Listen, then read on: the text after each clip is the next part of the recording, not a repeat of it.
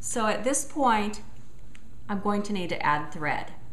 And I've made my stitch as usual, and I've come up here in the coil as usual. What I'm going to do now is I need to go back through that stitch, heading for this stitch here that I just made in the upper coil.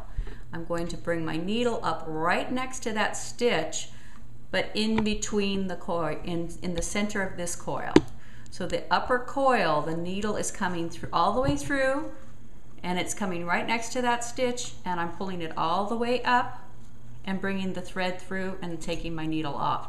So now what I have is a tail, and I'm going to add my string to it, my sinew to it. So I'm going to tie a knot as close as I can get to my coil, my upper coil. I'm going to tie the knot and try to bring it all the way right up next to it. When I pull it tight, hopefully what it does is kind of go into the center of that coil.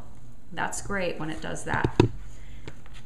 I'm going to clip the tails so that they're smaller, but I'm leaving some that I'm going to work back into my coil and hide. So I take the tails, the two tails now, twist them together.